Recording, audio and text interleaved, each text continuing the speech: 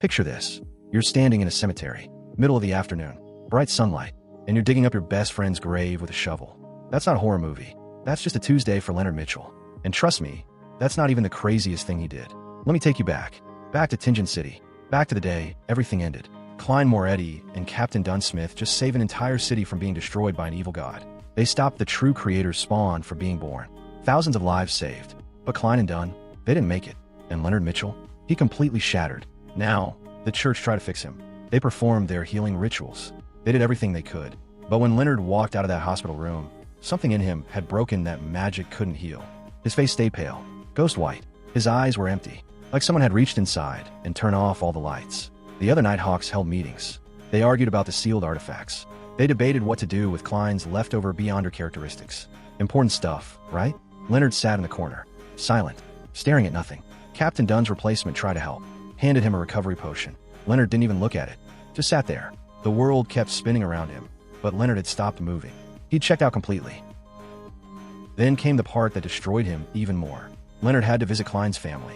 Narcissa Street, number 15. He stood at that door, rang the bell, and when Melissa opened it, she smiled for a second. Just a second, because for that brief moment, she thought it was Klein, but it wasn't. The theater tickets she'd bought for Klein fell to the floor, just scattered there like broken dreams. Leonard stood there watching Melissa cry, watching Benson try to be strong for his little sister. And Leonard, this smooth-talking poet who always knew exactly what to say, couldn't speak. Not a single word of comfort, just guilt sitting heavy in his chest like stones. So Leonard made a choice. He joined the Red Gloves, the church's elite team. His reason? Simple, cold, final. Revenge.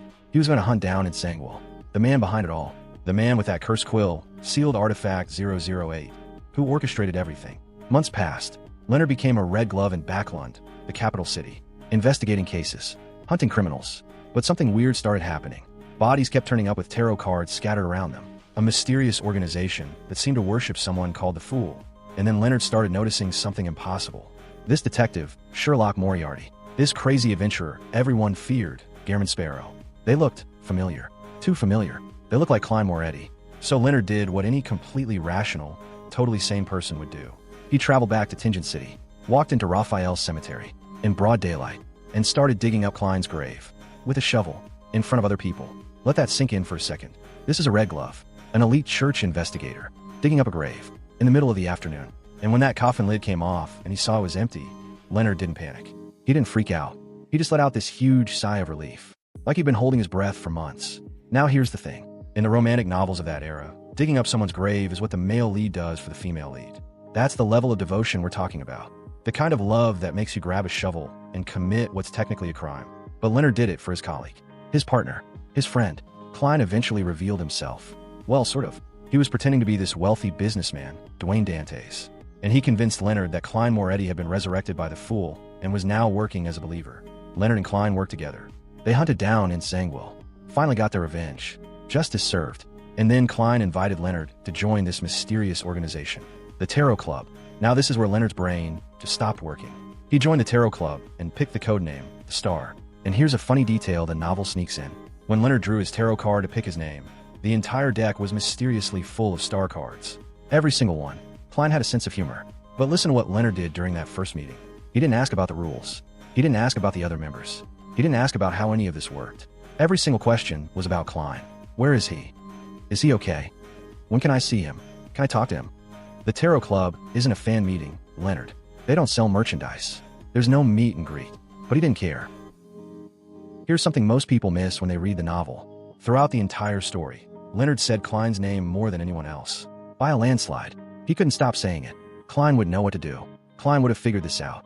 Klein, even when Klein became Gehrman Sparrow, the crazy adventurer, the guy everyone feared, the one who left bodies and tarot cards in his wake, Leonard still called him Klein. Even when Klein became the Fool, a god, worshipped by thousands, prayers spoken to him across the world, Leonard never used those titles.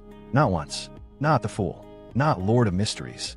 Not Gehrman Sparrow. Just Klein. Always Klein. Because to Leonard, he wasn't a god. He wasn't a legend. He was the guy who investigated cases with him in Tingen.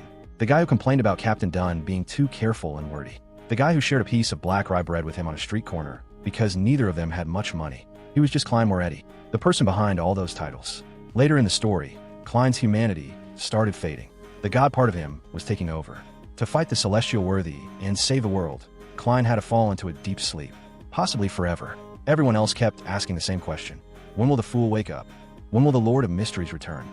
When will he save us? But not Leonard. Leonard never asked when the fool would wake up. He asked different questions. When will Gehrman wake up? When will Klein come back? You see the difference? Everyone else cared about the god, the power, the savior who could fix everything. Leonard only cared about the person. He didn't care if Klein could save the world. He didn't care about divine power or godly authority. He just wanted his friend back. The real Klein. The one who smiled. The one who joked. The one who understood him. There's a tombstone in Raphael Cemetery. Klein's tombstone.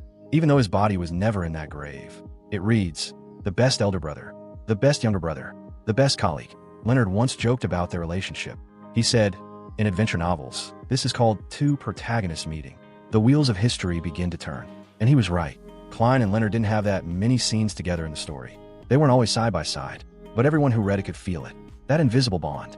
That absolute trust. That constant care. It was like water flowing. Natural. Quiet. Always there. Some people in this world can do things others can't. They can see past all the titles and power and divine authority. They can love the person behind the legend. Leonard was one of those people. He didn't need Klein to be a god. He didn't need him to save the world. He just needed him to be Klein. And maybe that's what real devotion looks like. Not worship. Not admiration. Not putting someone on a pedestal. Just seeing them for exactly who they are. And choosing them anyway. Every single time. Even if it means digging up their grave in broad daylight.